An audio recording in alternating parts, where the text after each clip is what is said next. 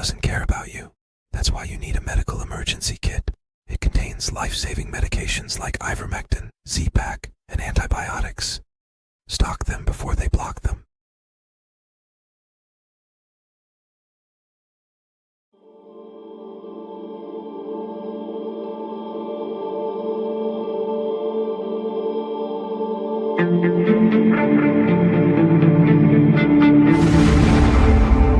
I think if Jerome Powell stepped down, it would be a great thing. I don't know that he's going to, but he should.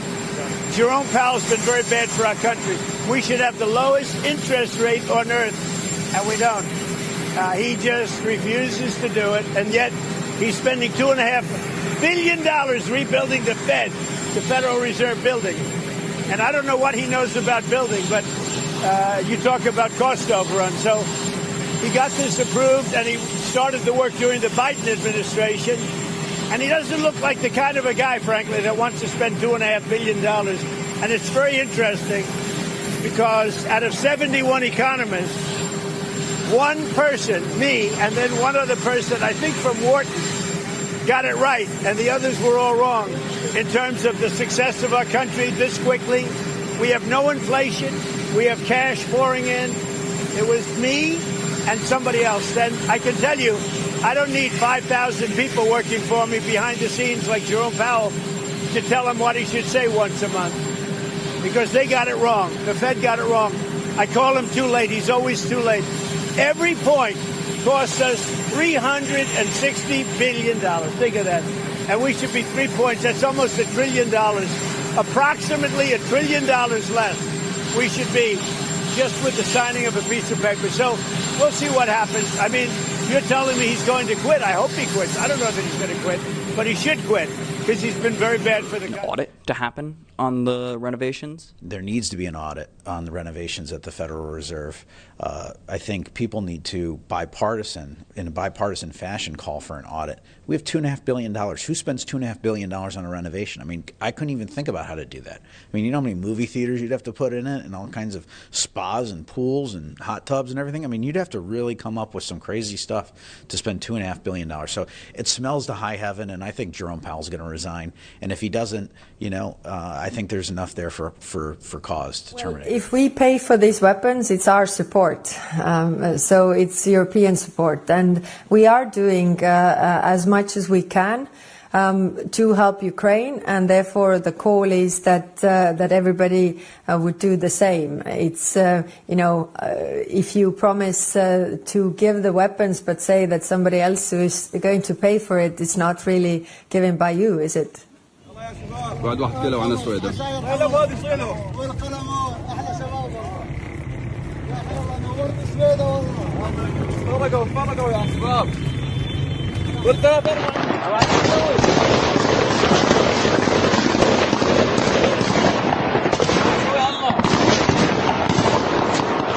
الله أكبر.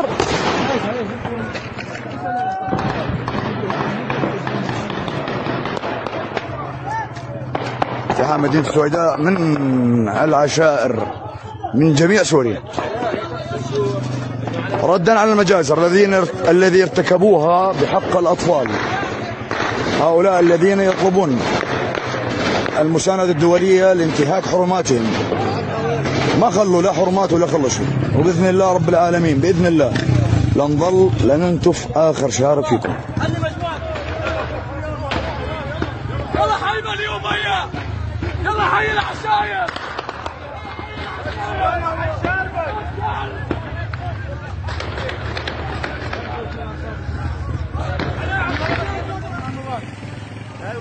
يا رب لك الحمد. الحرم اللي قدام هذا كله محفوظ. هذه سامح الشله هاي الله اكبر. الله اكبر. الله اكبر. الله اكبر. الله اكبر. الله اكبر. الله اكبر. الله اكبر. الله اكبر.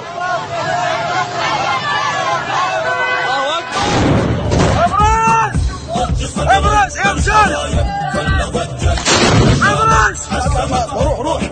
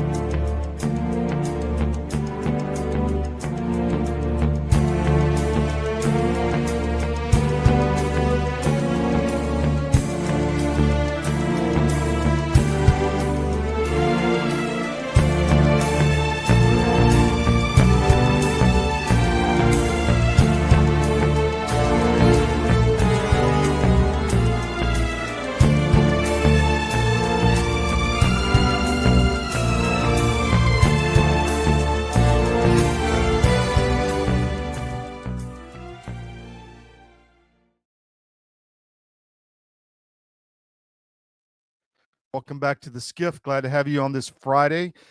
Important, I guess, housekeeping note. Next Tuesday, we'll be traveling, so we'll be having a rerun on that day, but we'll be here Monday, 10 to noon on Monday, and then we'll be reporting live the rest of the week. Next 10 days or so, and possibly elsewhere in the region. We're going to do some real reporting on what's happening in one of the most important countries in the world, stories that you don't know much about, the history, the current happenings, the wars, the conflicts, the ethnic conflicts, really the crusade conflicts that are still going on in Armenia, the first Christian country. So we'll be there next week reporting live, so stay tuned. I want to say hello to the crew. Thank you for joining me in the chat. I already see comments coming in. Love the engagement. Check out whatfinger.com. Really good, important partner of ours on curating the news. So check them out daily as you also check out cdm.press. You saw in the cold open there several things. One, Syria is exploding. We're going to get into that today as to what's happening on the ground in Syria, a civil war.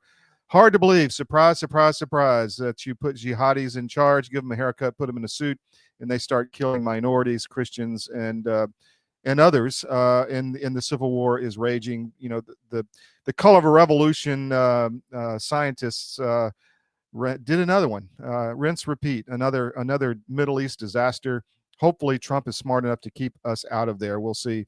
The Federal Reserve, a lot going on there, and I've got the guy to talk about it here in the second segment. Tom Teague is going to join us and discuss everything that's going on in the markets. I've got a lot of questions to ask him. He's really smart on what's going on with the Fed, and we're going to dig into that because that's what is front and center. It's the crux of a lot of our problems, and we want to talk about what's going to happen there. The Epstein thing, kind of 8D chess. You saw Trump last night, and we'll talk about all these stories, but Trump last night said he's going to force or order Pam Bondi to ask the court to release all the grand jury testimony in the Epstein investigation. So that could be interesting. Is this 8D chess? Is Trump getting using this Epstein trial to get information out in ways that is beneficial to him and the country in the long term? That's kind of what the narrative is shaping up to look like. So we'll see. I said I've got Tom Teague in the first hour. Second in the first hour is Chris Gleason, updates in his case. And then in the second hour, we've got Kurt Brackob, who's going to come in and talk about Europe. You saw the EU or NATO representative, Callas, I forget her exact position, but she's not happy that America is making Europe pay for the weapons. America should do its fair share, she said. We've sent $350 billion, they've sent $100, but we should do our fair share. So we will talk about that. Today is July 18th, I believe. Yes, Friday, July 18th. I'm your host, L Todd Wood. Here's your mission brief. Election fraud alive and well in Florida. Chris Gleason will be on fourth segment in this hour to talk about that. The Syrian disaster. I want to dig into this because you need to know what's happening there. The Federal Reserve, will Powell be gone? That's a question now. General Flynn brings the heat at West Point. I was really happy to see this, and it's a pet peeve of mine, service academies, and West Point is the original service academy, and it needs to be fixed back to creating warriors, training warriors, not social justice warriors. And then Trump to sue the Murdoch empire. So all of this is going to come up. We've got a lot to talk about. Stay with us, strap in. We'll be right back on the SCIF, and a lot more coming. Thank you.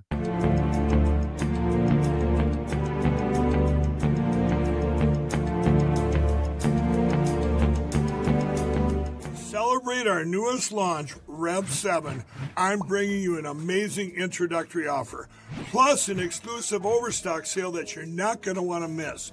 Rev 7 is our premium energy drink that tastes great and gives you energy all day with no jitters and no crashes. That's because there's no sugar and no caffeine. I'm so sure you're going to love Rev 7 that for a limited time you can try our 3-pack absolutely free. Or check out our Percale bed sheets. I can't believe I'm even going to say this. Every color, every style, every size, only $29.88. So go to mypillow.com or call the number on your screen. Use your promo code to save 20% on our Rev 7 12-packs or try our introductory 3-pack absolutely free. And our Percale bed sheets, all sizes, only $29.88, even the queens and kings. Inventory is extremely limited, so order now. Pandemic, we can never be caught unprepared again. And so many Americans, when COVID hit, they had nothing in the house. Stores were shut down and doctors' offices were shut down. And even if doctors prescribed drugs, hydroxychloroquine, ivermectin, pharmacists wouldn't fill the prescriptions. That was a nightmare. Now the situation is much worse. We have these horrible supply chain problems. In our emergency medical kit at the Wellness Company, we have 8 prescription drugs that are all potentially life-saving. Most people who died with COVID, they died in the hospital because they didn't receive early treatment. Every American family should have one of these.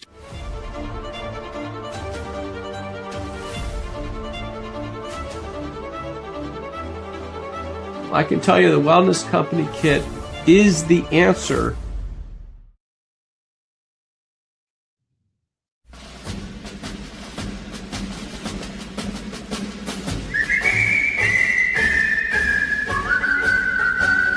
When Johnny comes marching home again, hurrah, hurrah, we'll give him a hearty welcome then, hurrah, hurrah. Oh, the men will cheer, the boys will shout, the ladies, they will all turn out and will all. Welcome back to the SCIF. We've got a treat for you this morning. I'm going to bring in Tom Teague, the guy who's been right all along on the Fed. Dude, you called it a while back, man, that Powell was corrupt as hell and he needed to go. It looks like that might happen. What say you? Well, I mean, the $2.5 billion that's over budget by 700 million so they can have gardens and private elevators and dining rooms is not a good look right now. I think Powell's trying to turn the Fed into the cushy investment bank job, and it really shouldn't be. Yeah. But yeah, I mean, I think you're starting to see, like, it's interesting. I mean, there's a lot of people clearly auditioning for Fed chairman. Warsh was out this week saying that the Fed's completely politicized, which I completely agree. Like, if you look at, there's 3 issues that I just have been looking at, like wealth redistribution, DEI, and climate change. Mm-hmm. So 4 of the 7 people are sort of buying into that whole thing. And that is not a mandate of the Fed at all. Right. So there's clearly politicization that has gone on. And now you're starting to have, they go into a blackout period where they're not going to speak before the next Fed meeting, which is the end of the month. There's, like, right now, I think there's 0 probability of a rate cut, but, you know, today you got Waller saying they probably should cut. So I think there's going to be some big dissension in there. But, you know, Warsh came out this week and he's basically like, they should cut. They've lost their credibility. They've moved from, you know, data driven to worried about ghosts, you know, like somewhere out in the future. And it's just, it's completely turning into a joke. I mean, most economists got the tariff situation completely wrong. Mm-hmm. And, you know, here we are, we could possibly get $600 billion in tariff collections, which is like near our military budget. So these are meaningful amounts of money. The economy could go a lot stronger if rates got cut. And that's really the linchpin in the whole deal. So I think, you know, I think Trump's clearly working on Powell. You can look at him and the guy looks like he's seen a ghost. And, you know, I wouldn't be surprised if they're looking at possibly looking into criminal activity on this Fed over budget thing. So I think Powell's going to have a lot of heat on him to resign, and I personally think it would be a good thing if he does. Yeah, I put this article out this morning. Anna Paulina Luna, who has given a criminal referral to DOJ on the building issue and the rate issue. I mean, it's serious. That's real money, dude. I mean, like $1 trillion in interest rate costs that rates could significantly improve. It's stop us from spending that. massive. I mean, Yeah. Every 100 basis points is like, $300 billion. Yeah. Across. And there's this sort of conventional wisdom, which I don't necessarily buy into in the market right now, that if they cut rates, it's going to put pressure on the long end. But if you had a competent Fed, the Fed can do all kinds of maneuvering and yield curve management.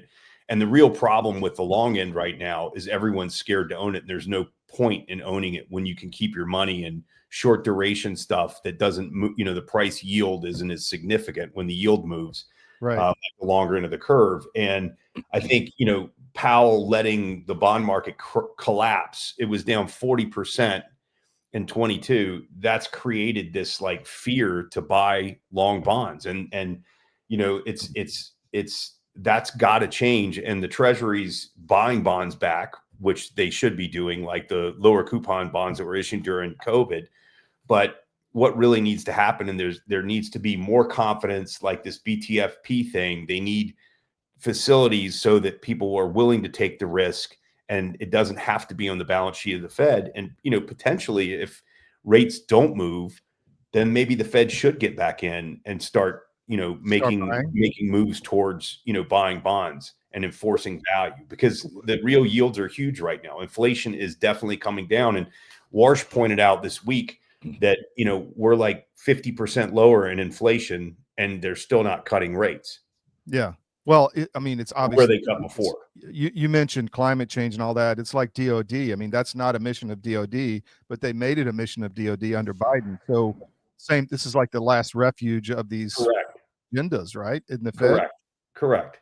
And it's interesting because if you get a new Fed chairman, then it moves from 4-3, like the left, to 4-3, the right. And then I think you can probably get more stuff done. I mean, a lot of these people are career bureaucrats that have never worked. Even Powell doesn't have an economics degree. He's a bureaucrat. Yeah. So what about this jujitsu you were talking about Besant doing at the Treasury by buying back bonds and just bringing down the debt that way? So there's a meaningful amount. There's about $1 trillion across all the bonds that have been issued that they could buy back and reduce the amount of outstanding debt by about $1 trillion. So the difference in where they issued it and where it's currently trading. Right. And that, that's whatever, 5, 6, it's less actually. It's about 3% of the overall, but it starts making things move. And I think Besant's really smart by doing that, because it sort of lets. Is he actually doing? Yeah, he has. Okay. He's actually done, as far as I know, 2 or 3 lots, and it's like sort of record size. But it's something that he can actually do and retire that debt. So it's gone. Yeah. I mean, he'll have to finance it, by issuing more debt. But as the Fed reduces rates, then it decreases the amount of coupon that we have to pay, or interest we have to pay on the very short end immediately. So, buying this stuff and then selling short dated stuff with the view that we're going to come down in rates is actually a very smart thing he's doing. What about the Fed itself? I mean, it's obviously the nexus of evil, if you want to say. I mean, it's allowing all the forever wars. It's printing money. What's your thoughts on the Fed itself? Should it be reimagined? I mean, what do you think? I think it needs to definitely be rebooted. That's for sure. I mean, I think that the Fed has very clear mandates. DEI, climate change, and wealth redistribution are clearly not those mandates, and that's just confusing. 2 weeks before we had the Silicon Valley Bank collapse, we had the Fed governor from San Francisco saying the biggest risk to the system was climate change. I mean, these people are, like you said, it's sort of like the last bastion of wokeism and you can't do anything about it. So I don't think the Fed in any way, shape, or form is independent. And I think that you need the Fed in times of real distress. Like, when we had COVID, you needed to cut rates. When we came out of COVID, they did need to raise rates, but not nearly as significantly as they did. And I think, again, Powell, that's huge failure. But the biggest thing is the Fed does need some accountability, and they just don't have that right now. So what would that look like? An audit or transparency? I think, first of all, there's no one in Congress that seems to have any kind of real and intelligence around what the Fed's doing. I mean, you listen to these like hearings and with Powell, and these questions these people are asked is just completely like, staging stuff, and it's just theater.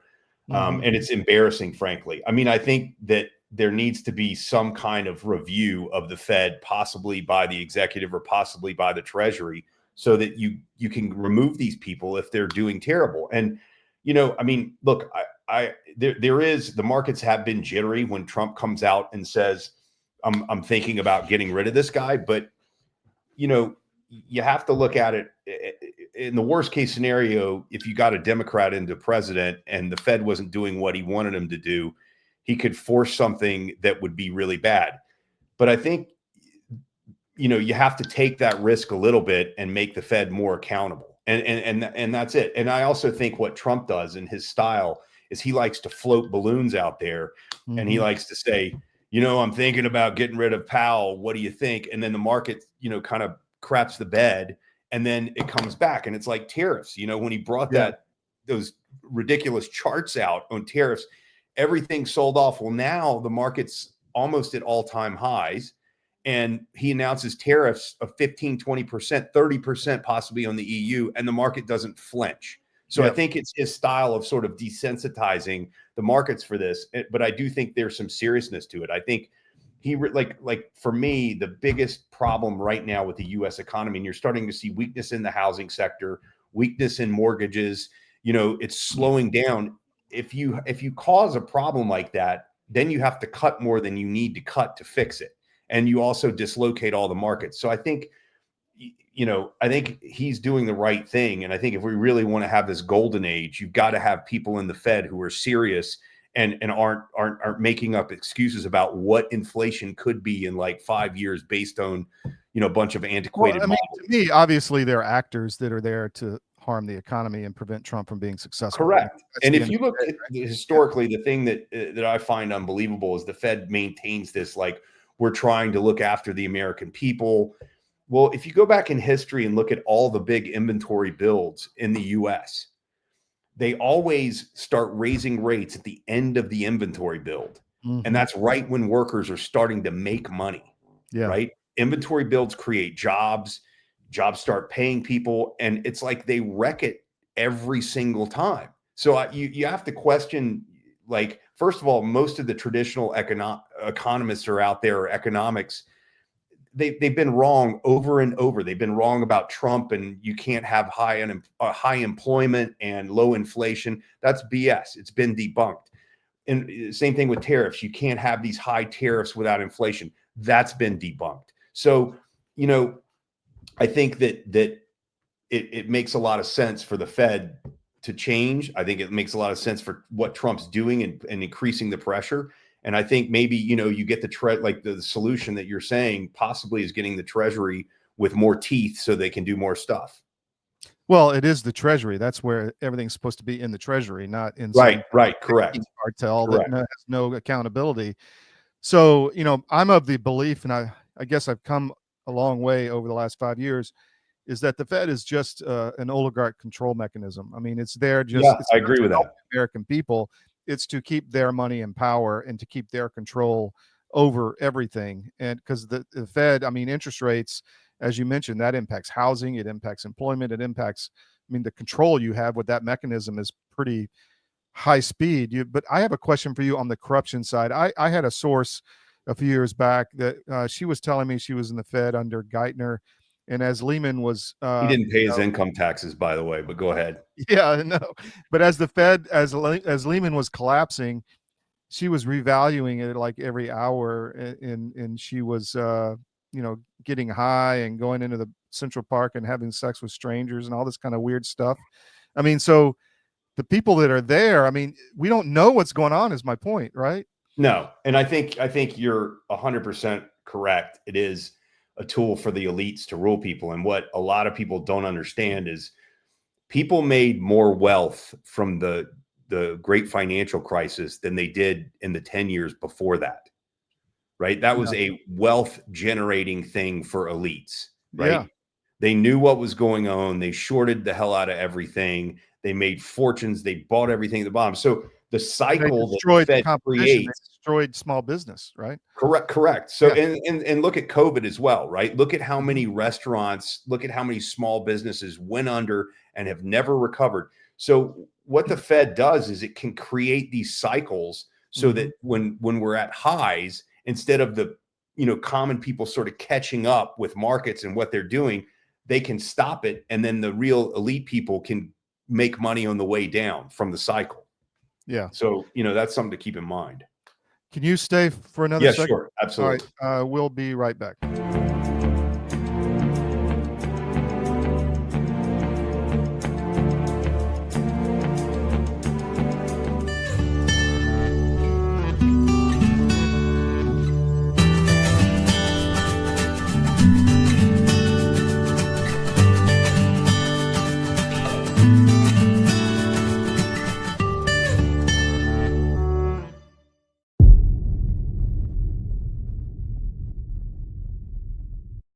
The bird flu is circulating. We're getting more and more press, more fear mongering, more warnings about this.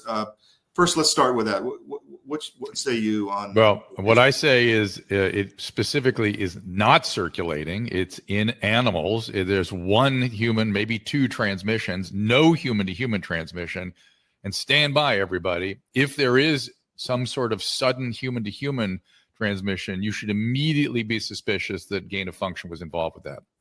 Just the fact that they're taking an animal virus and going nuts on it in the press and talking about it all the time, that to me leads me to believe that they have concerns that somebody is doing something with that virus, because this would not happen naturally, in my opinion. Our world is changing rapidly. Many crucial systems we depend upon are collapsing. And the most important system that is failing is the food supply. Mr. President, this Council is more than aware of the multiple challenges and threats the world is facing today. But the threat of famine, people starving slowly to death, must be a red line. These food prices are going to keep going up and up, and they're going to keep feeding excuse after excuse, narrative after narrative. Yeah. Where you're going to have to get off that treadmill and start getting more autonomous with your own food growing. You want to make sure that you can eat, because frankly, food is the biggest issue as we are going through these transitions. But amidst the chaos, there is a path to resilience. Marjorie Wildcraft is the female leader of the survival and preparedness movement. Marjorie has taught millions of people how to grow an abundance of food in a grid-down situation, even if you have no experience, are older, or out of shape. I've spent decades finding the fastest, easiest, and funnest ways for the average person to be able to grow a lot of food. I've created a step-by-step process that's so simple that even kids to elders have been using it in order to grow a lot of their own food. And you can too, even if you have no experience, you're older, or you're out of shape. Growing your own food is like printing your own money. Get started today.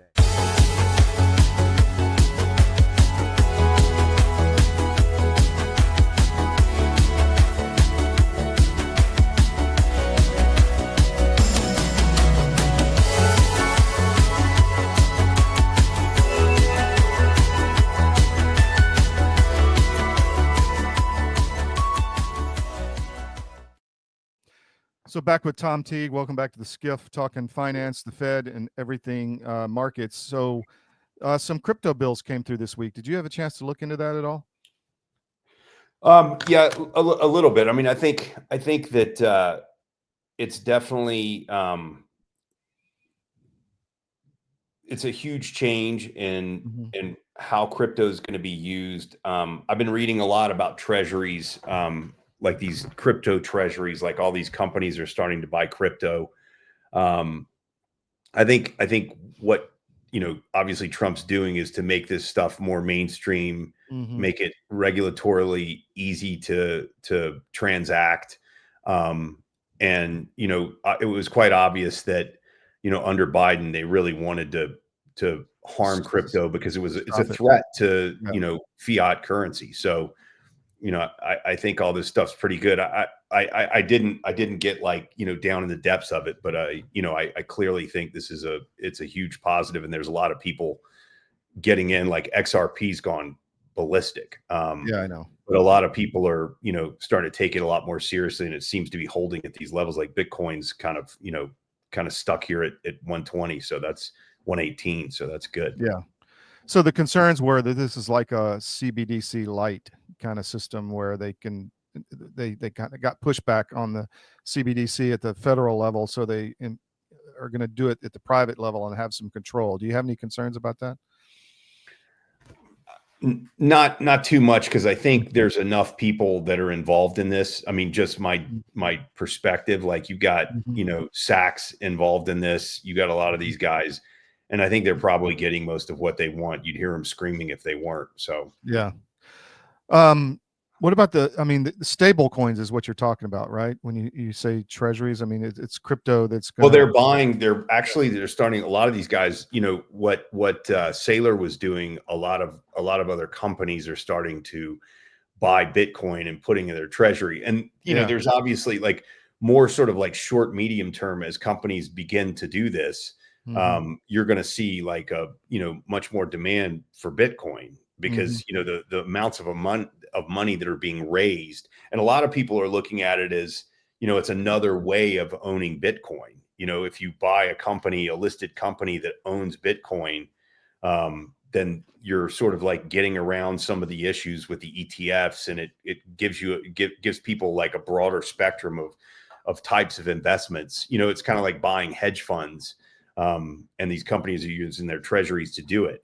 I think long term, it's at some point it's going to be a really big problem, because it'll be like one of these carry trades, like Japanese yen carry trade. At some point, it unravels, and it'll crush everything for a period of time.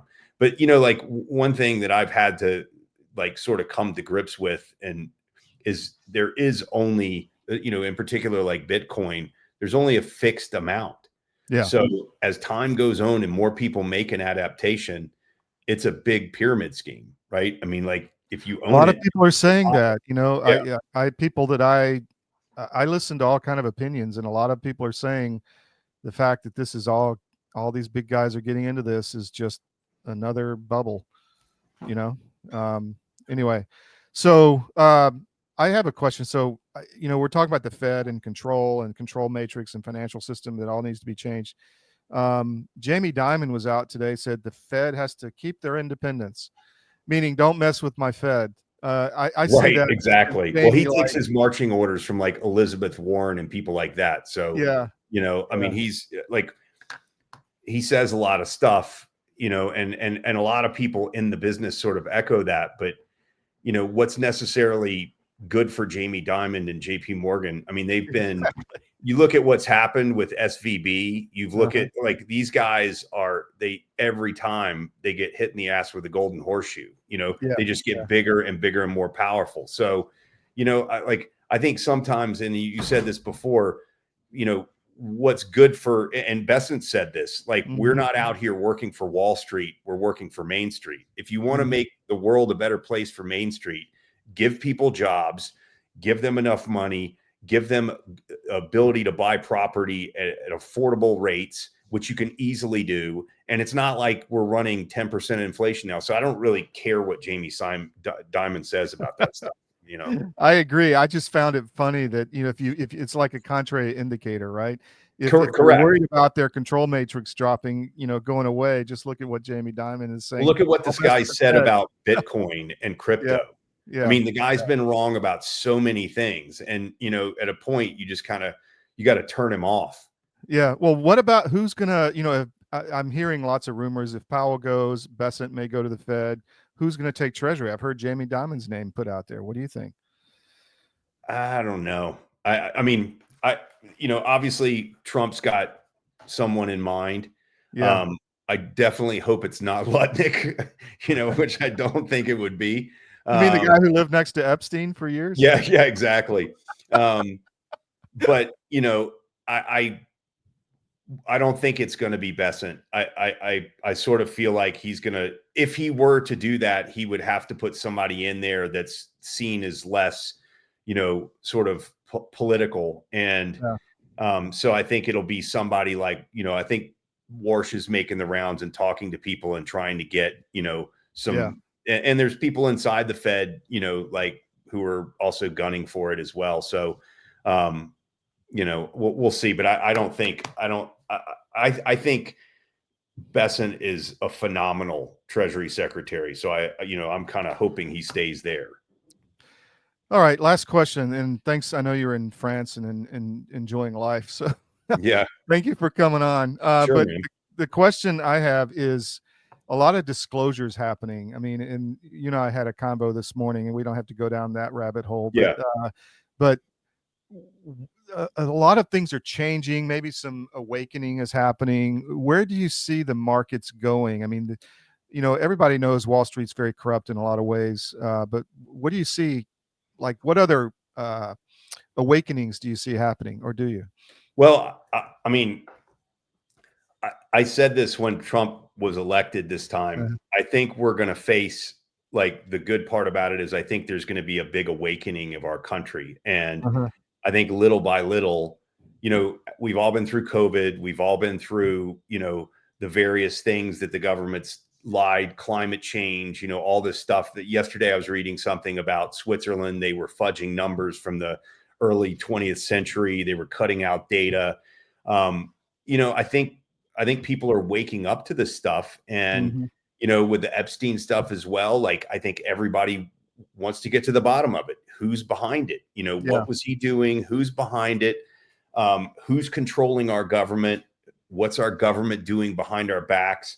And I think financial markets are part of it. I think, and the Fed's part of it. There's this kind of blob that's run everything for decades and decades. And I think it's reached its like sort of peak of corruption. And, I think it's all being exposed. And when I look at what Trump says, like, I was looking what he said about the Epstein stuff.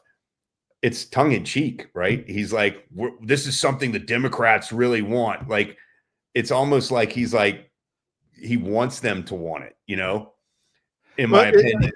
That's another question then I have before we go. So is this like 42D chess he's playing?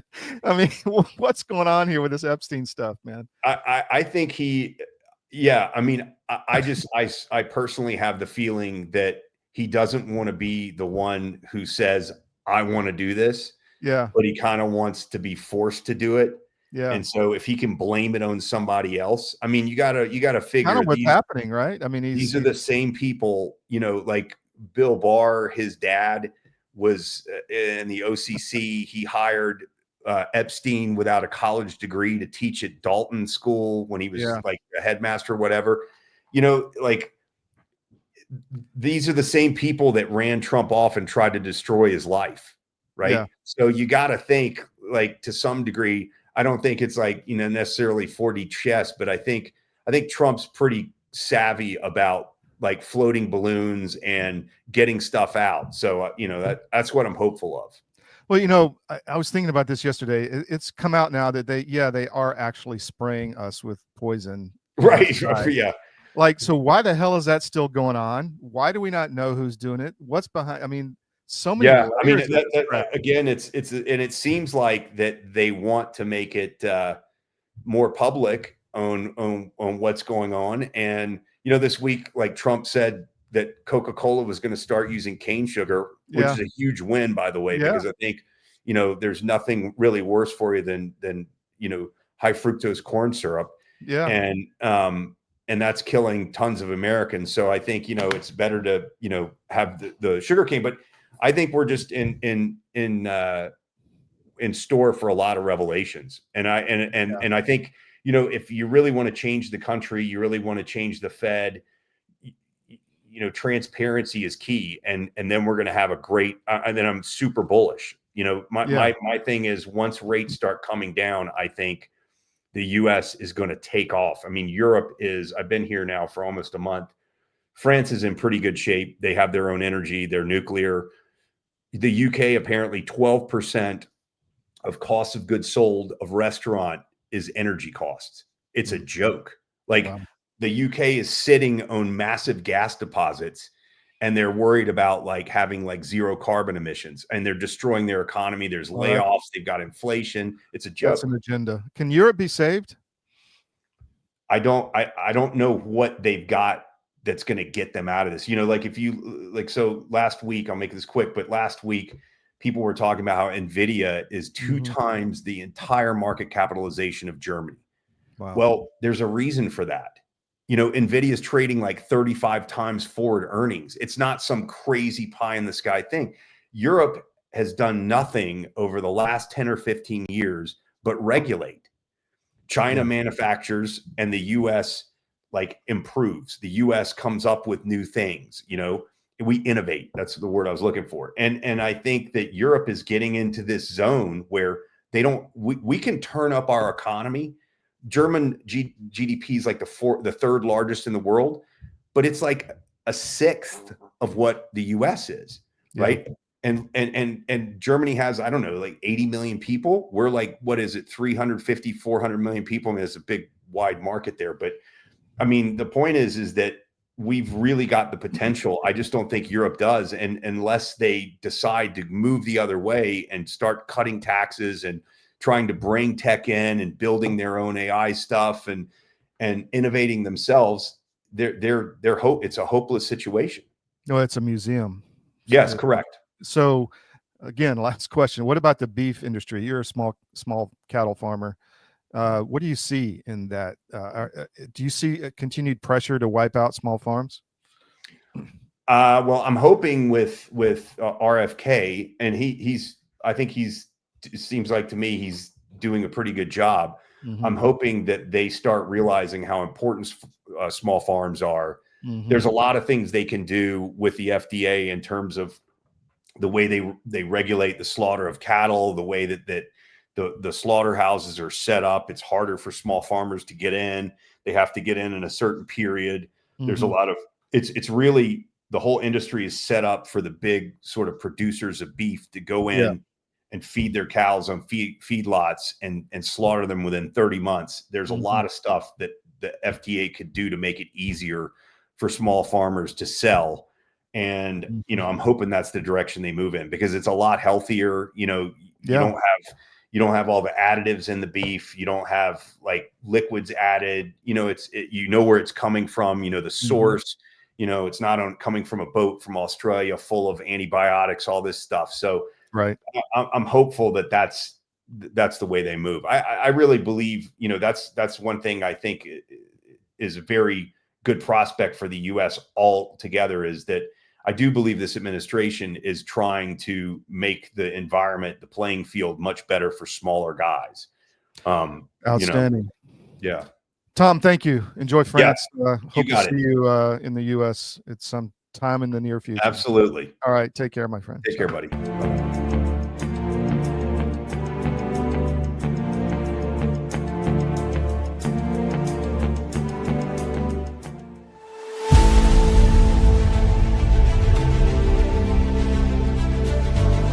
I'm a naturopathic doctor.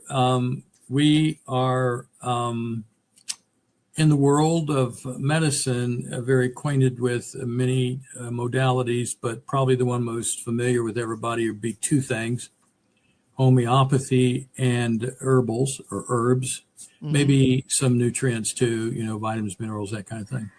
Now, we do know a lot about the drugs because we have to find out what drug you're taking affects you and what nutrient it depletes you of, because most every drug pharmacy product will deplete something. So we have been trained, and we have a database that we can check into that says This is going to take your B12 away. The pharmaceutical company cannot patent organic substances made by the body. You're not born short of Advil. You're not born short of Ritalin. Yeah. You can be born short of insulin, right? Mm-hmm. The answers to staying healthy and keeping away from even SARS or any of those things getting into you is staying healthy. Mm-hmm. You and I get sick because our terrain gets out of balance. Well, that's the same thing in the soil. You and I are made from this thing called dirt. And when we get out of balance, we have the same thing happen. Weeds start to grow in our body. Right? And that's what we want in our body. We want nutrients that we don't understand how to get well enough yet because our suppliers are lacking knowledge on nutrient density foods. So this is what drove you to develop this, was your knowledge of this, right? Right. Mm-hmm. You know that. I'm excited to announce that we're having a huge sale on overstock and brand new products. For example, My Pillow Percale bed sheets, every color, every style, every size, only $29.88. Our Percale bed sheets are breathable, cool and crisp, and they're perfect for spring and summer. And check out Rev 7, the next generation of energy drinks. It tastes great, and it gives you energy all day with no jitters and no crashes. Best of all, it's actually good for you. And for a limited time, try our 3-pack absolutely free. So go to mypillow.com or call the number on your screen. Use your promo code to save 20% on our Rev 7 12-packs, or try our introductory 3-pack absolutely free. And our Percale bed sheets, all sizes, only $29.88. Twin size, full size, queen size, king sizes, all $29.88. Inventory is extremely limited at this price, so order now.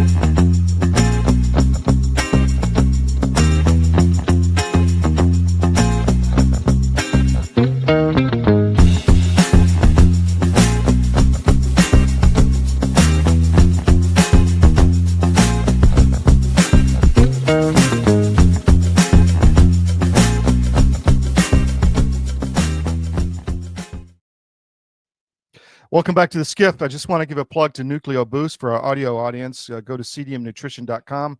This is Nucleo Boost. These are the capsules.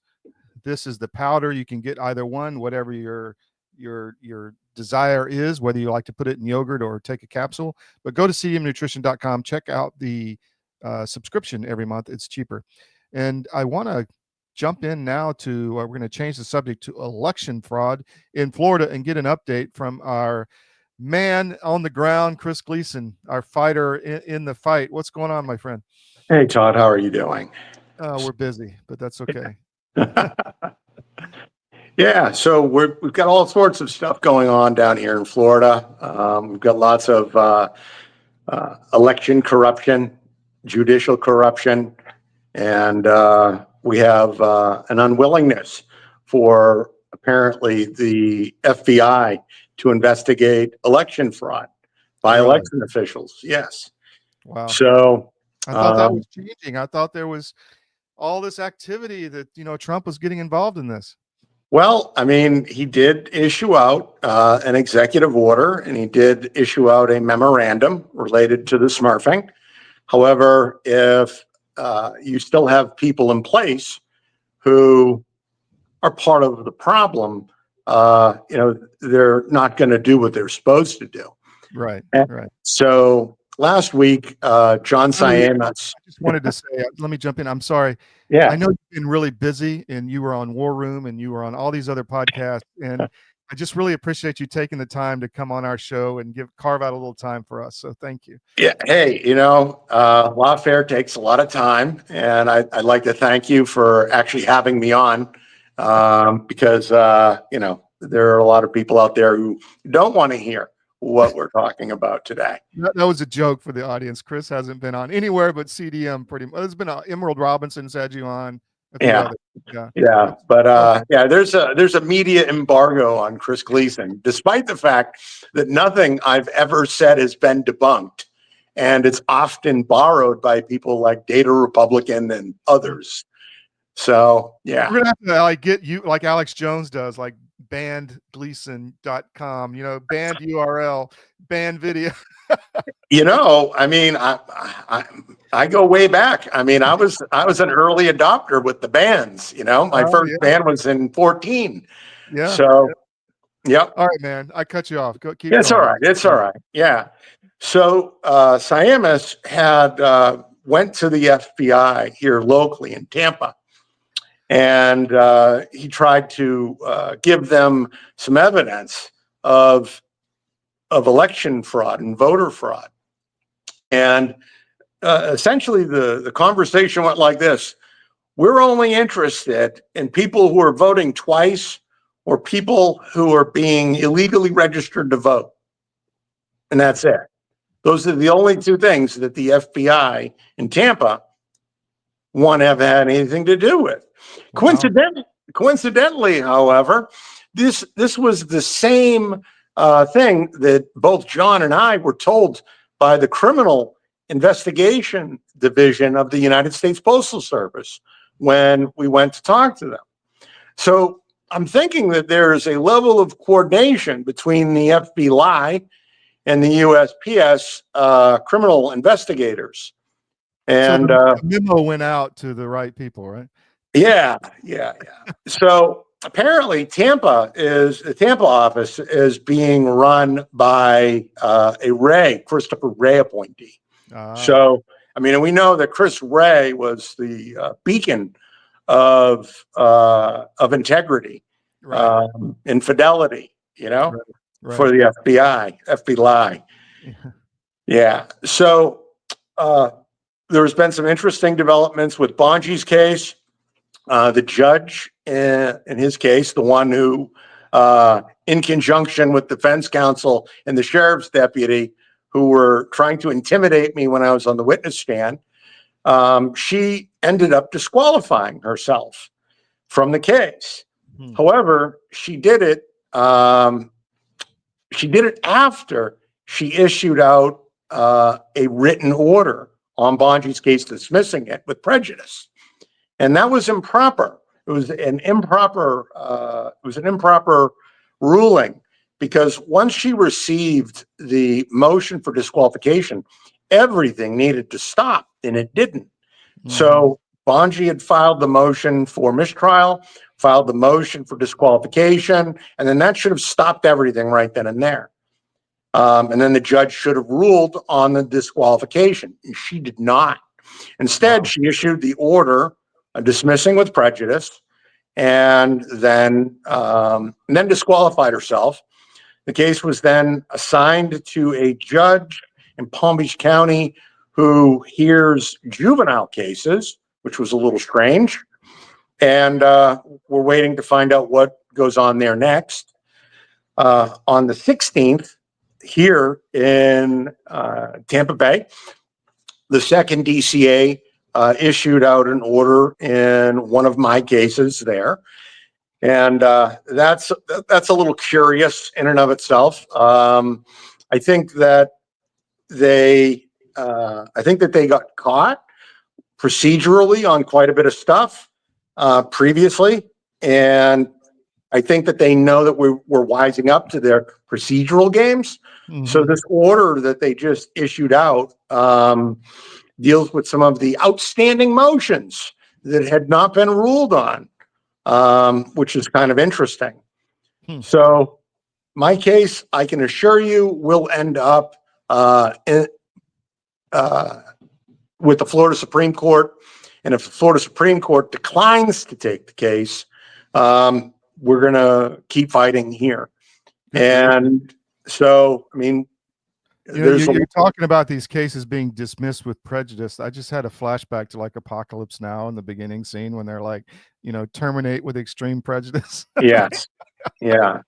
Speaking of extreme prejudice, so this morning, I fired off a public records request to Gunster, the Gunster law firm, which has been illegally representing Wendy Link in her personal election challenge related to election fraud and official misconduct.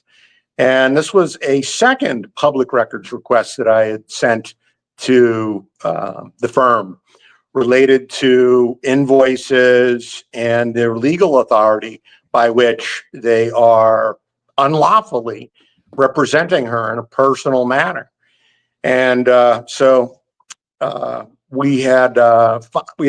previously filed several criminal complaints here in Florida related to that illegal use of money, taxpayer funds, and supervisor of elections budgets to defend Wendy Link in her personal election challenge. And I think that the original email for the criminal complaint has been opened upwards of about 160 times by now, but yet they have not given me a criminal complaint number. And so today I, followed up with the law firm and requested copies of the invoices. And of course, I copied all of the law enforcement officials who we had filed the criminal complaint with, just, to give them a gentle nudge to ensure that, things are progressing. So there's a lot of talk, Chris. I think Patrick Byrne and others have come out and said that a lot is coming out next week. Have you heard on that? Anything about that on election fraud? Until I see people being perp walked out of government buildings or pre-dawn raids televised, everything is KFAB to me. It's all WWF until I see that. Ronald Reagan, the great Ronald Reagan, always said, trust but verify. Well, I've been in this fight for a long time, and I can't tell you, how many times I've been told something was coming or something was going to happen, and it didn't. Yeah. And so, we, the people, these are our elections, and we can't let up. And until I'm seeing, people like FBI officials and election officials and judges being perp walked, wearing stainless steel bracelets, I don't believe a thing of it. Well, it's coming clear to a lot of people. There's a huge awakening in Georgia because we've been all over this story, but you may not be familiar. But there was a convention that was rigged in June, and the family that was involved in rigging it is a big contributors to all the parties. Then it came out that they were running a $140 million Ponzi scheme, that the Fed seized the business. And then the son goes and opens another business 5 days later to the same business model on the Secretary of State website. And they won't resign from the Republican Party seats they have, even though they robbed, Republicans of $140 million. I mean, it's just, people are like, what the hell? Well, this is just mafia, dude. It is. This is an actual vast RICO conspiracy that involves treason, election fraud, money laundering. And, that's why we're seeing these judges rule this way. I mean, that's why we're seeing felony upon felony, because, at this point, right, like in Pinellas County, just on the 219,673 illegally requested vote by mail ballots, of which all of the judges related to my case and their close relations are all on the list, right? Yeah. How many felony counts do you have to have? So, what's one more felony? We'll just throw out one more. Well, I was talking to somebody who grew up in the Soviet Union the other day, and they're like, Americans don't get it. This is a system. We're used to this. It's a system. Everybody's in the system, the judges, the attorneys, the law enforcement, and it feeds and protects itself. And it's almost impossible to break through that system. So I think we're at that point, and Americans are waking up to that, that we've been lied to. And this has been created due to our laziness, because we weren't involved in local politics. Oh, absolutely. Absolutely. Yeah. Anything else, Chris, before we go? So Bonji needs some help. How do we help Bonji? Yep. So I believe it's tinyurl.com/help Bonji. And you can support me and my lawfare efforts by subscribing to my Substack as a paying member. The information's always free. You can also view my stuff on Miami Independent and, of course, CD Media. We have some really big stuff about to drop related to election corruption and massive FEC violations in Georgia by John Ossoff. And that's about to drop. There's some massive stuff there. We'll put that out on the Georgia Record. So, Chris, thank you, my friend. Keep up the fight. I hope people do help you financially, because I know it's not cheap, and you're doing all this without any formal support. So thank you. One more time, how do people help you? Sign up for the Substack, right? Yeah, just go to my Substack. It's immutablетruthelections.substack.com and just sign up there. Excellent. We'll see you again soon. Thank you very much. Thanks, Todd. Bye-bye.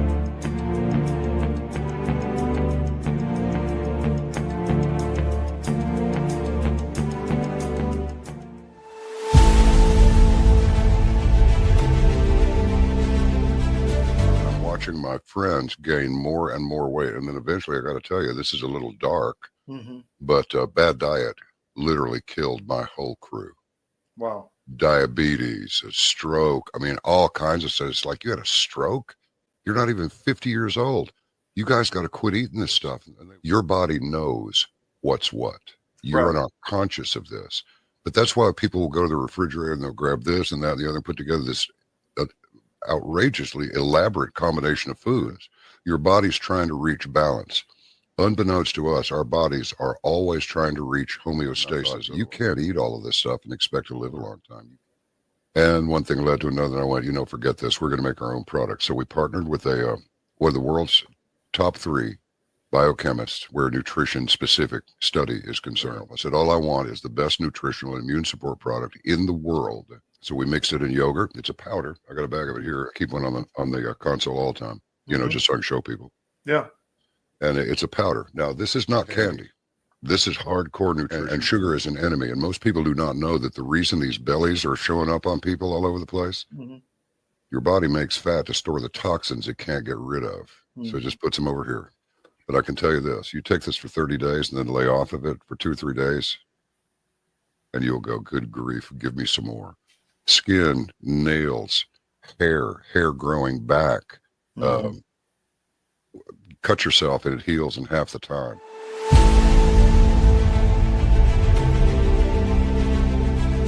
I'm David Cross, and you may know me from my election integrity work, but I also own U.S. Asset Management, an investment advisory practice. I've been an advisor for nearly 30 years, and one of the questions I get asked most frequently is, do I have enough money relative to other people my age? And while that's an interesting question, it's also the wrong question. The right question is do you have enough money to sustain your lifestyle for the rest of your life? This is a question you should know the answer to. This is what we do. Check us out at us-am.com and look for our big proud American Eagle logo.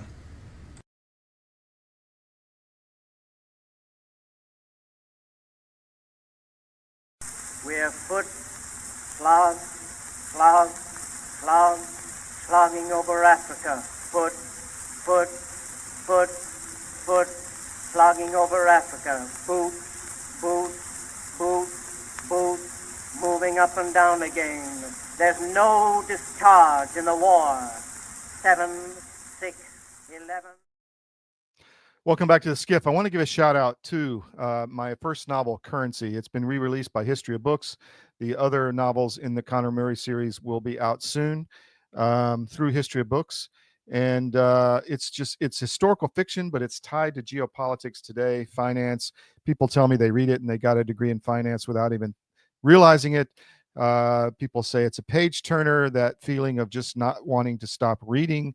It's available anywhere. There's over 500 reviews. Some people love it, some people hate it, but I think it's 4.5 or so on the review scale. But check it out, the summer beach read. And if you need a gift for that person who has everything and loves history, this would be it. It's a page turner. The 2 comments I get are, I stayed up all night to read it, and it should be a movie. And I'll tell you a story. I was down in Nevis, where a lot of this book is set, because I was traveling in the Caribbean for Wall Street for years, and I was dealing with the central bank of the Eastern Caribbean Central Bank, and I was in Nevis. It's in St. Kitts, which is next door, And I was at a sugar plantation, an old colonial British sugar plantation on the side of the volcano in Nevis. And there was a library there, and I did a book signing, and I left a copy of the book there. I got a call or an email a year later from a director in London from the British Film Academy and said, I want to, do something with this. So it's a great book, and it's just a page turner, and you'll learn a lot. So please check out Currency by L Todd Wood anywhere books are sold, or you can get it at historyofbooks.com. They have signed copies there, I believe, as well. So with that, let's get into some stories. We did the mission brief, but here's one I want to talk about. The war in Syria has just popped off again. We had a lot of that in the cold open. So let's set the stage. You had the Assad regime that was controlling the country, very brutal regime against the people who were opposed to the regime. And but our color revolution jihadis said they wanted to remove that regime, Assad, and put somebody else in who was, I guess, more favorable to their agenda. So they put Galani in there, who is a former Al-Qaeda guy, and they gave him a suit, gave him a haircut, and he looks nice, and they said he's turned a new leaf. And then he starts killing Christians and minorities, over 10,000 when he came into office a few months ago. And now the civil war has popped off again. The Bedouin Arabs in the region are fighting Druze. The government has killed a lot of the Druze. The Israelis are involved trying to protect the Druze and also arming some of the proxy militias against the government. Israel is bombing Damascus and other parts. So this is a mess. The civil war is just a mess. And who could have, seen that coming, right? So our color revolution matrix, dominatrix have done it again. I mean, there's a pattern here, right? Libya, Egypt, all the Arab Spring. We need to make it safer, and we're going to put all these jihadis in power. Well, guess what? It ends up very unstable, and the people are harmed in these countries big time. I even look at Ukraine. So it doesn't work. So we think President Trump is right, and we want to support him in removing American troops from these forever wars. And there was another one I wanted to talk about. You saw in the beginning there in the cold open, the video of, I think her position is security minister or defense minister for the EU or NATO. I forget what her exact title is. Her name is Callas, and she's from one of the Nordic countries, or Baltic countries, I should say. I think Latvia or Lithuania. And she is saying, well, you know what? Trump is making us pay for the weapons. The U.S. needs to do its fair share. This is in the context of U.S. paying close to $400 billion for Ukraine. Europe's done about 100, according to Trump. And she's complaining because Trump is making them pay for the weapons that they send to Ukraine. So this is maybe more 4D chess from Trump. We'll see. We've been very vocal against arming Ukraine, but this is, if the Europeans aren't going to pay for it and send it anyway, so maybe this is 4D chess with Trump, but we're going to stay on this war and do everything in our power to try to end it, because we think it's evil and not something the U.S. wants to be involved in. We talked about Fed Chair Powell with Tom Teague. You can go in and find that story on CDM. Should we audit the Fed? Powell to be removed. There's criminal referrals from Anna Paulina Luna to the DOJ to prosecute Powell for corruption in the multi-billion-dollar redo of the Fed with all its gardens and private elevators and everything they put into the building. So we'll see where that goes, but they're obviously laying the groundwork to change the Fed to some extent. We hope that happens. Really important story on our military channel, armedforces.press. General Michael Flynn, who was put on the Board of Visitors. Biden fired all the Board of Visitors of all these institutions, all the service academies when he came in, even though that was illegal, but he did it anyway. Well, Trump has reappointed some patriots. General Flynn is at West Point, and he really let the West Point leadership have it yesterday. You can find, or this week, you can find the article, breaking news on armedforces.press, a breaking story for CDM and AFP about Flynn at West Point. So check that out, especially if you're interested, as we are, in the service academies. Now, Trump is refuting the letter to Epstein last night. He's asked Attorney General Bondi to ask the court to release the grand jury testimony in the Epstein situation. We'll see if that happens. It's an interesting take. Again, it was this all 4D chess to give Trump an excuse to press for release of information. We will see. It's possible. A lot of people are saying that. We're watching and reporting. We're just going to continue, as I said to someone who was complaining about our alleged negative coverage of Trump. I said, look, we're just calling balls and strikes. There's obviously an Epstein issue. Obviously, he was working for somebody. Obviously, there's a blackmail ring going on.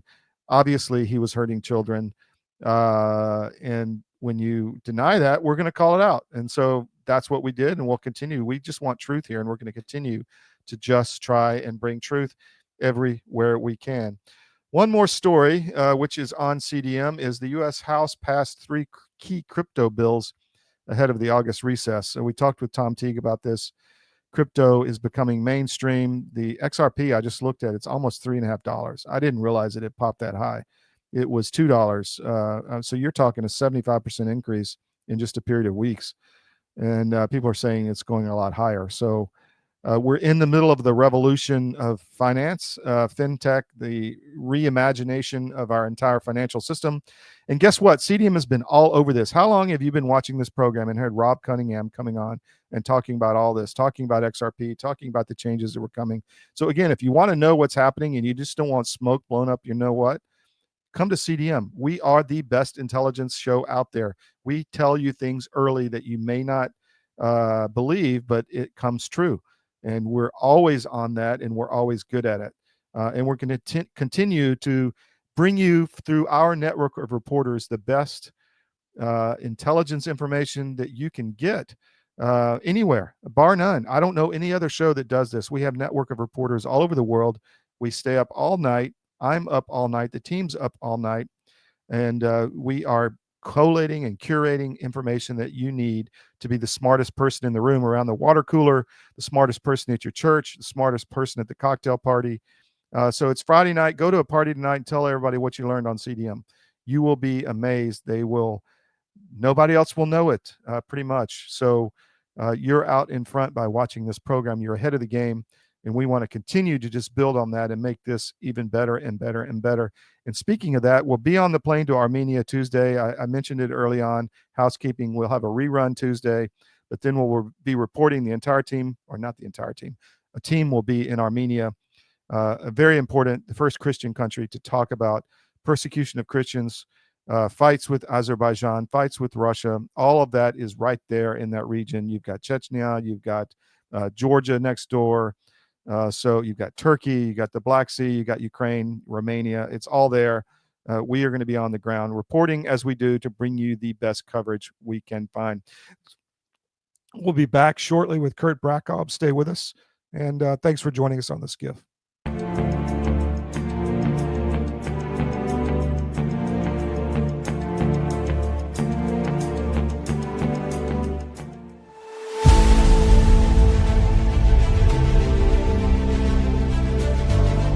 I'm a naturopathic doctor. We are in the world of medicine very acquainted with many modalities, but probably the one most familiar with everybody would be 2 things: homeopathy and herbals or herbs, maybe some nutrients too, vitamins, minerals, that kind of thing. Now, we do know a lot about the drugs because we have to find out what drug you're taking affects you and what nutrient it depletes you of, because most every drug pharmacy product will deplete something. So we have been trained and we have a database that we can check into that says this is going to take your B12 away. The pharmaceutical company cannot patent organic substances made by the body. You're not born short of Advil. You're not born short of Ritalin. Yeah. You can be born short of insulin, right? Mm-hmm. The answers to staying healthy and keeping away from even SARS or any of those things getting into you is staying healthy. Mm-hmm. You and I get sick because our terrain gets out of balance. Well, that's the same thing in the soil. You and I are made from this thing called dirt. And when we get out of balance, we have the same thing happen. Weeds start to grow in our body. Right? And that's what we want in our body. We want nutrients that we don't understand how to get well enough yet because our suppliers are lacking knowledge on nutrient density foods. So this is what drove you to develop Well, this, was your knowledge of this, right? Right? Mhm. You know that. I'm excited to announce that we're having a huge sale on overstock and brand new products. For example, My Pillow Percale bed sheets, every color, every style, every size, only $29.88. Our Percale bed sheets are breathable, cool and crisp, and they're perfect for spring and summer. And check out Rev 7, the next generation of energy drinks. It tastes great and it gives you energy all day with no jitters and no crashes. Best of all, it's actually good for you. And for a limited time, try our 3-pack absolutely free. So go to mypillow.com or call the number on your screen. Use your promo code to save 20% on our Rev 7 12-packs or try our introductory 3-pack absolutely free. And our Percale bed sheets, all sizes, only $29.88. Twin size, full size, queen size, king sizes, all $29.88. Inventory is extremely limited at this price, so order now.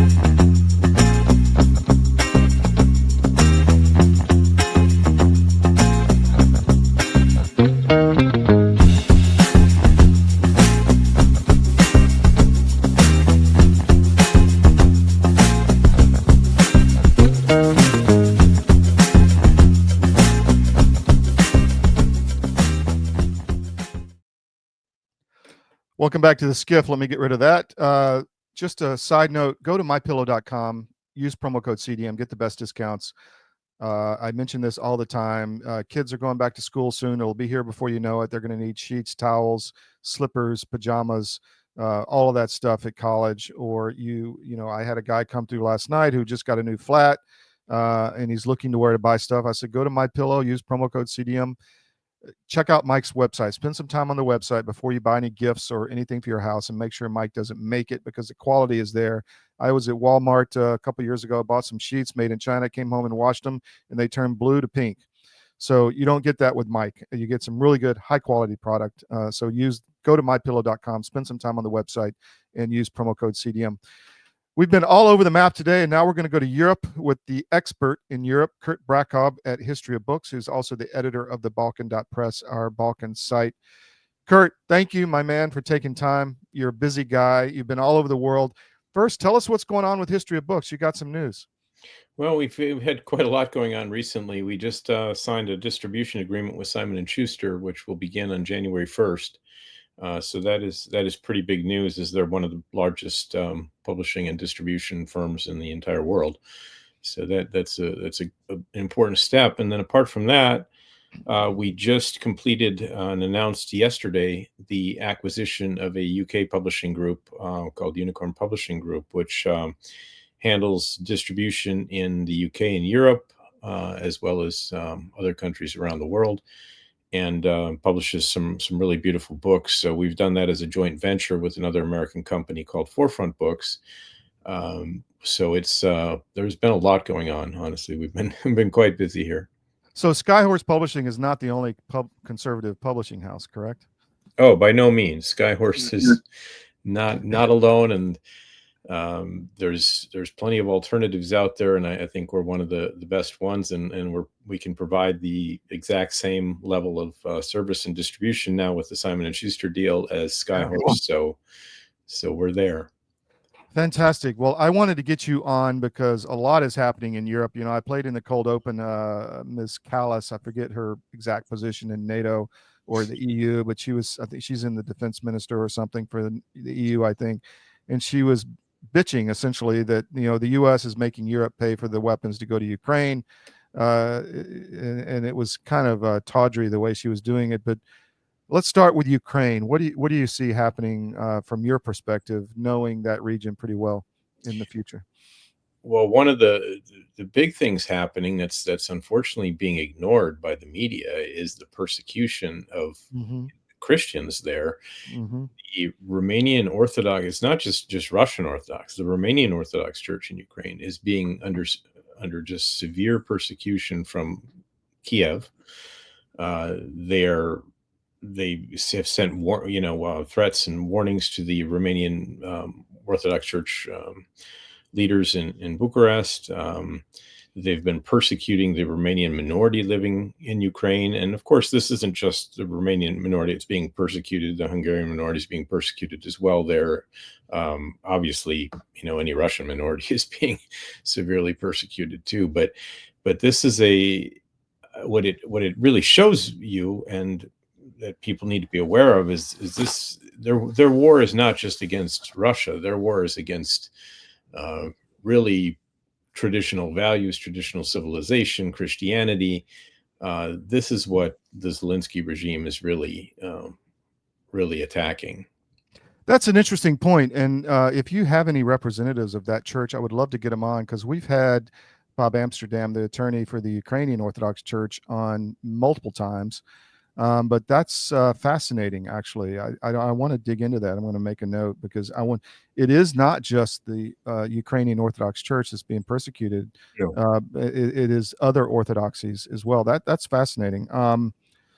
What about, let's talk Romania. You had the election stolen. It's a NATO forward operating base looking to, in my opinion, prepare for the eventual conflict with the Russian Federation that they want.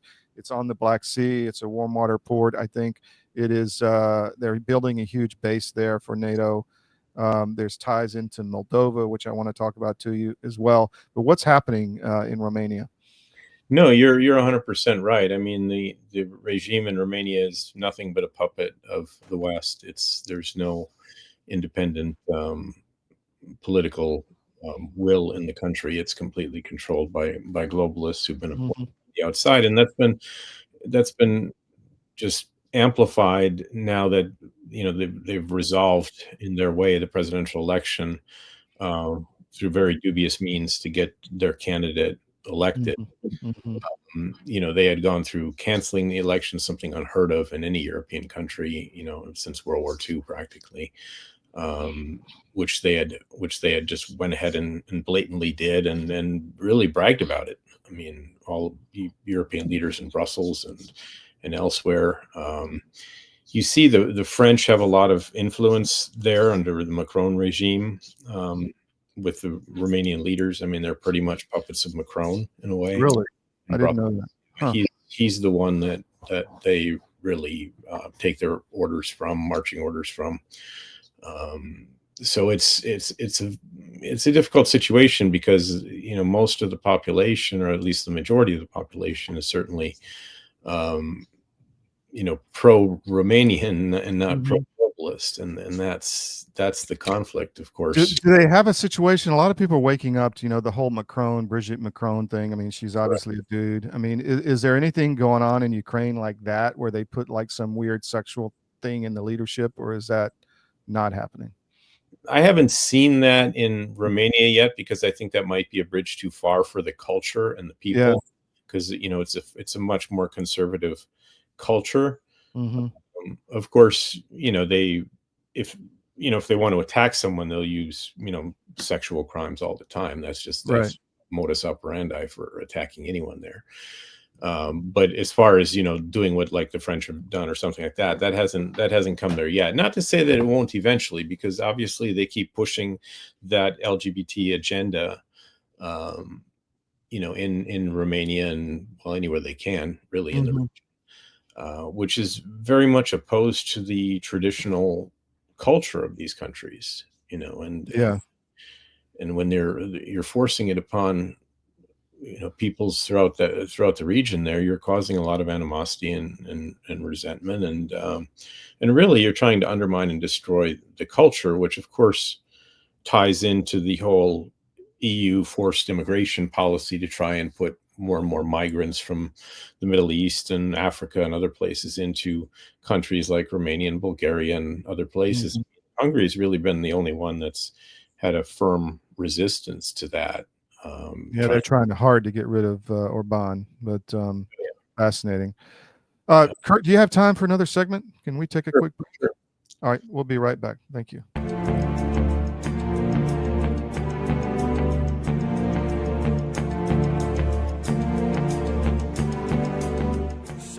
at our newest launch, Rev 7, I'm bringing you an amazing introductory offer, plus an exclusive overstock sale that you're not going to want to miss. Rev 7 is our premium energy drink that tastes great and gives you energy all day with no jitters and no crashes. That's because there's no sugar and no caffeine. I'm so sure you're going to love Rev 7 that for a limited time you can try our 3-pack absolutely free. Or check out our Percale bed sheets. I can't believe I'm even going to say this. Every color, every style, every size, only $29.88. So go to mypillow.com or call the number on your screen. Use your promo code to save 20% on our Rev 7 12-packs or try our introductory 3-pack absolutely free. And our Percale bed sheets, all sizes, only $29.88, even the queens and kings. Inventory is extremely limited, so order now. Pandemic, we can never be caught unprepared again. And so many Americans, when COVID hit, they had nothing in the house. Stores were shut down and doctors' offices were shut down. And even if doctors prescribed drugs, hydroxychloroquine, ivermectin, pharmacists wouldn't fill the prescriptions. That was a nightmare. Now the situation is much worse. We have these horrible supply chain problems. In our emergency medical kit at the Wellness Company, we have 8 prescription drugs that are all potentially life-saving. Most people who died with COVID, they died in the hospital because they didn't receive early treatment. Every American family should have one of these.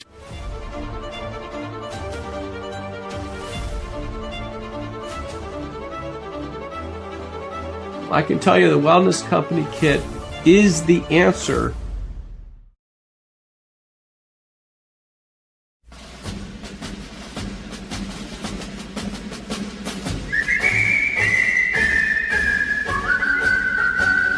When Johnny comes marching home again, hurrah, hurrah, we'll give him a hearty welcome then, hurrah, hurrah.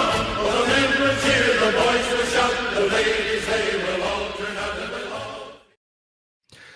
Welcome back to the SCIF. So we're here with Kurt Brackob, who is the editor-in-chief of the Balkan.press and also the CEO of historyofbooks.com. So please check out all the offerings on History of Books. Kurt, real quick, you got a lot of different types of books. Tell us about that. Yes, we have 12 imprints overall, and each imprint, of course, has its own focus. So we have everything ranging from fiction titles, novels, all different genres, to academic books, children's books, books for young adults as well. So it's quite a wide range of offerings. We're actually in the process of doing a lot of refinements over the next 6 months as we prepare for our new distribution arrangement. So there's quite a lot going on. We also have a imprint that's dedicated specifically to Romania, since we've been talking about that quite a lot. Romanian culture, history, anything you want to know about Romania. We are the world's leading publisher in that regard in the English language sphere. So you can find a lot of great. Tell us about your LGBT transgender imprint. Tell us about that. That one we don't have. We do have a history of Christian imprint, which we. Oh, well, good, excellent. And my point is, you're not going to get crap from History of Books. No, really high quality content. And, for instance, the Dracula book is fascinating to me. I mean, if you really want something interesting for the beach, that one. Tell us about that book, the Dracula the Father. That's really the only book in pretty much any language about the true story of the historical Dracula, focusing specifically on the father of Vlad the Impaler, who's one that's famously associated somehow with the vampire Dracula myth. But his story is fascinating because the whole name Dracula really comes from him, from the fact that he received the Order of the Dragon, which is a great crusading order to try to to stop the Muslim invasions, which were happening then as now in Europe. And he received that from the Holy Roman Emperor at the time, Sigismund of Luxembourg. And from that, he gained the sobriquet of Dracula. Mhm. That's kind of where it all comes from. But he had a very fascinating life and history, and this book tells the story for the very first time. And then to just to mention a couple of other things on the publishing side, we have of course, the History of Christian imprint I just mentioned. We just signed a deal with Logos to do enhanced editions of their books, and why that's important is Logos is the leading publisher of Bibles and Christian materials and things like that. So that the fact that we've made this arrangement with them really has enhanced our whole Christian imprint and really taken it to the next level. So Fantastic. So very good in that regard. And then last thing to mention, but not least, of course, is the joint venture that we have together with CDM for Vindicta Publishing, which has a lot of great books. And we were talking earlier about Ukraine, and there we have a really good book on Ukraine by Thierry Laurent, who's a frequent guest of your programs as well, who is lived and worked in Ukraine. He's an intelligence analyst, very knowledgeable guy, and it really gives you the whole story of what's behind all of this war, why it started, when it's how it started, right, everything like that. So if you really want to dig deep into Ukraine, then I highly recommend that you get a copy of that book. And for our audio audience, that's Ukraine, A Warning to the World, available at the History of Books. So we're talking about a lot of these books. The election's over, and we're focused on this and getting some of these stories out. We had Mr. Frobel on recently talk about the Anastasia book, and we're going to have Jason Hill back on to talk about his book. What's the title of that? It's about an atheist becoming a Christian. Letters to God from a Former Atheist. Got it. Okay, so we'll have book. Jason's a fantastic writer, and really has a very powerful story to share. So yes, by all means, that's a book a must read.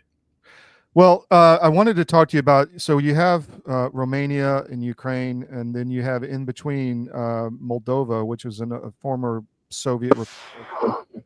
Wine was made in the Soviet Union, of all things, I think, or most of it, and it's a sliver, and then there's a sliver of that called Transnistria, where there's 2,500 Russian troops guarding an ammo dump from the Cold War, where the ammo is sitting there rotting. I don't know if it's been transferred to the Ukraine front or not, but a lot of talk of the Russians trying to go up to Odessa and connect to Transnistria.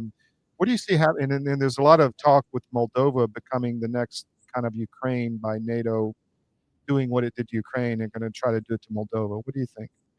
Well, Moldova presents a unique problem. Well, for one, because it's really an artificial country in a lot of ways. I mean, you have to understand how that country came about. I mean, if you go back before World War II, and historically, there was a brief period of Russian occupation, or not that brief, but a century of Russian occupation, essentially, at one point. But it was always part of Moldova, which is Romania. Romania is comprised of Moldavia, Wallachia, and Transylvania. Those are the three major provinces that form what we now know as Romania. But historically inhabited by Romanian populations largely. And what happened is when Stalin and Hitler made their famous pact, non-aggression pact in 1939, on the eve of the outbreak of World War II, part of that, the secret protocols of that, was that the Soviets could take, what they called Bessarabia and northern Bukovina, which is just the part north of that. This city of Chernovitz is today as well. So that was taken by the Soviets then, and the Soviets carved it up and created a remnant of it, which they called Moldova, as an independent country, well, in a province of the Soviet Union at that time, a Soviet Socialist Republic. And what Stalin did, because he was trying to, because that held the largest portion of the Romanian people there, and of course, they were doing their best to deport as many as they could to Siberia and to try to depopulate as best they could, but also to maintain better control of that Soviet republic, they annexed to it this portion which was never part of Moldavia, which we call now Transnistria, which is on the other side of the Dniester River, and that became the Soviet Socialist Republic of Moldova. And then when the Soviet Union collapsed, like most of the other provinces, Moldova declared its independence. And since then, it's been a problem because of what the Soviets did over that period of time since World War II, population dislocation, creating these artificial boundaries, which is why I say it is an artificial country. That's created a lot of ethnic problems and actually an entire war there in the 1990s. In the early 90s, yes. Yeah, entire war in Transnistria as well, which is why you still have the Russian troops based there and everything else. But it really comes down to this, these artificial borders. I mean, Transnistria really shouldn't be part of Moldova. There's no reason for it. It was just Stalin's idea. And of course, there's territories that are occupied by Ukraine that really belong to that region. But all of it technically is Romanian territory. And there's a lot of talk in the 1990s about, Moldova joining Romania, where it historically should be and always has been. But that, you had weak puppet Romanian leaders who just basically, were following what they were told from the country and had no interest in going down that road. If they had more, bold leaders and taken a stance similar to what Germany did, then, we would be facing a bit of a different situation today than we are. But the other problem with Moldova is that it's a country that they just recently had elections. And of course, the globalists, they managed to win and barely. But the way they win is the population that they're ruling over, that's living there, is voting against them. What they do is they bring in all these people with Moldovan citizenship that don't live in Moldova, but they give them the right to vote. Well, it's a whole mail-in ballot scam is what it is. Yeah, it is, but it's a version of that. Yeah, it's a version of that, but coming from outside the country. So they're able to control the country from without, essentially, and make it abide by whatever the EU and Brussels is telling it. So so that's kind of the situation there. But given that Romania is not much different in that regard, it's it's a challenging situation, a challenging region. Well, if you look at the map here, you've got Odessa right there on the Black Sea, and it's not very far to Transnistria. Does it actually go, the port there, is that Moldovan or is it Transnistria, the port on the Black Sea there? No, the port is under control of Ukraine. Well, yeah. Oh, okay. Yeah, no, Moldova doesn't have a Black Sea port because Stalin carved out the whole southern part of Moldova and gave it to Ukraine. I was just looking at that inlet. It looks like there's a part of Moldova attached to that, but I guess I'm wrong. Yeah. So there's So it's just really interesting. I mean, all of this, you could easily see the Russians try to get Odessa and then connect to Transnistria. And I'm told, and I really wanted to go there when I was in Moldova, and maybe I'll go back.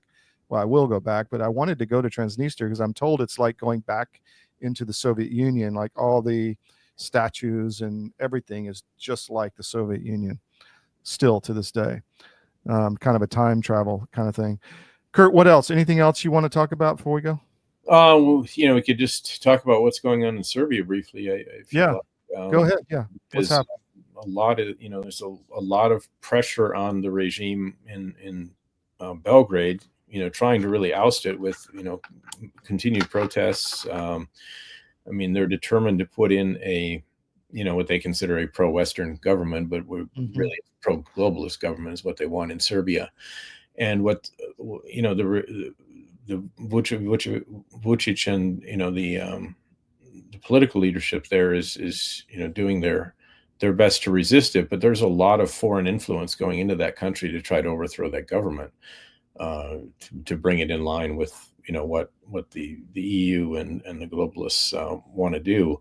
And what is the effect of that, though, is pushing, Serbia more and more to, the Russian and Chinese sphere of influence. So you just saw that Serbia is undertaking joint military exercises with China now, for example. I mean, because they're really being forced to a situation where, they have to survival protect themselves.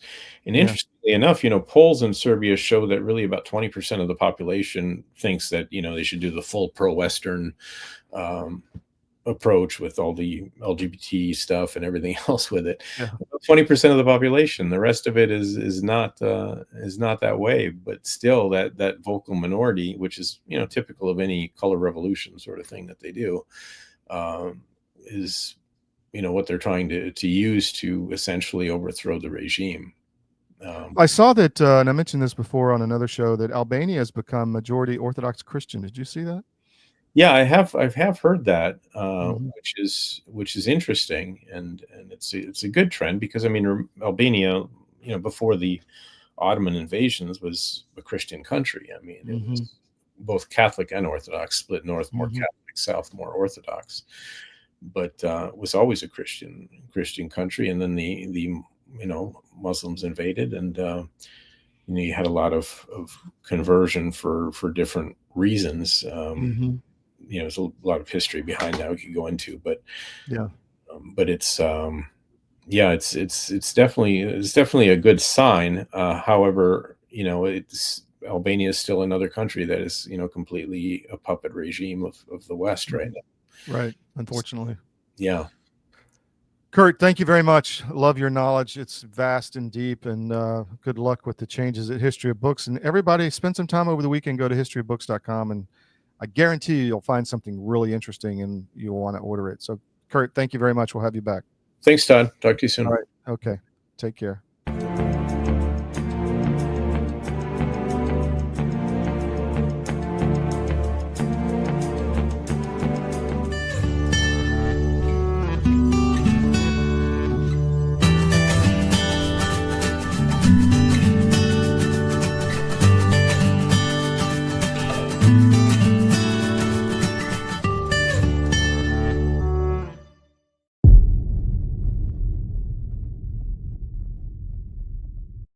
The bird flu is circulating. We're getting more and more press, more fear mongering, more warnings about this.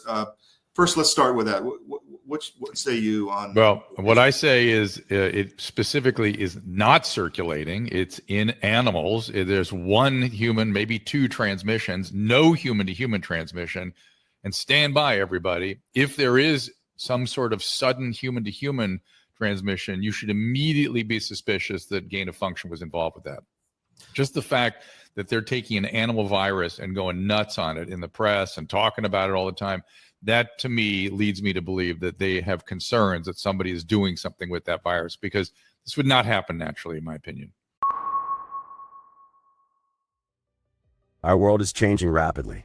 Many crucial systems we depend upon are collapsing. And the most important system that is failing is the food supply. Mr. President, this Council is more than aware of the multiple challenges and threats the world is facing today. But the threat of famine, people starving slowly to death, must be a red line.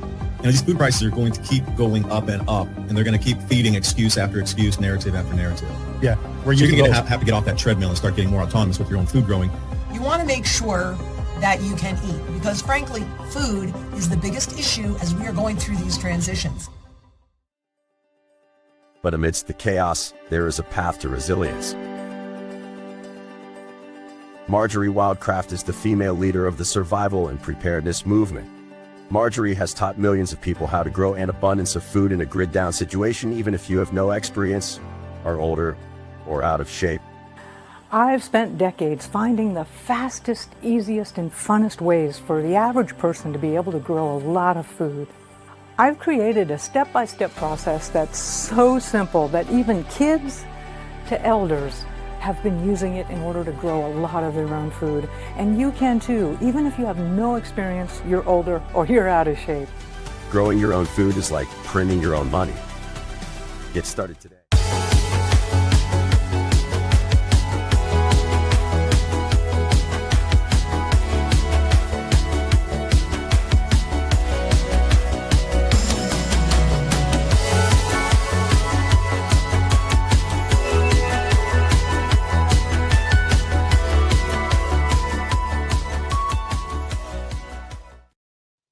Welcome back to the SCIF. A couple things before we go. CDM Food. Spend some time at CDM Food. We're going to have Marjorie Wildcraft, I think, on next week to talk about food resilience, growing your own food, and making sure that you can support your family. I listened to Brett Weinstein's interview recently, and you can find it on the article we have up on CDM right now from Naomi Wolf about the Epstein issue, her take on the whole thing. There's a link there that Brett Weinstein just did an interview, and he essentially said the apocalypse was coming. In fact, we're already here. So there's 4 days of food in the stores. You need to be able to support yourself and bring nutrition to your family. And Marjorie is the person to learn to do that. She's got a lot of free content. You can go to cdmfood.com, check out all the free content, but then join her Grow Network. And it's not that expensive, and learn and have a resource to be self-reliant when it comes to food and also finance. We've talked a lot about how to make sure that you are able to protect the store of value of your entire life's work in your 401k. But also, if you have cash and you're going to want some barter assets, this is a silver round. You can get these at Advisor Metals. Go to cdmmetals.com. cdmmetals.com, and if you fill out that form, the team will contact you, and I guarantee you'll have a pleasant experience. We've got a lot of good feedback on Advisor Metals, so go to cdmmetals.com. This was that's the end of the show. Thanks for joining us today. We'll be back next week. It's going to be bang up show next week from Armenia starting on Wednesday, and we'll be live Monday. We'll be a rerun Tuesday, but we'll be live from Armenia on Wednesday. So we have a lot to bring you, and you're going to get coverage you're not going to get anywhere else. We're excited about it. We're proud of it. It's where we built our business on bringing you, direct coverage from the war in Ukraine, from Donbass, from Israel, from all over. We're good at this, and we're going to bring you something I guarantee you next week you won't get anywhere else. So stay with us. Thanks for joining us on the SCIF Monday through Friday, 10 to noon Eastern. And the Georgia show Sunday will be fascinating. We're all over the Georgia show. And just like Chris Gleason, nobody wants to talk about what's going on in Georgia except CDM and the Georgia Record, georgiarecord.com. So please check us out Tuesday at 2 on the Georgia show. And we'll see you next week on the SCIF Monday at 10. Thank you.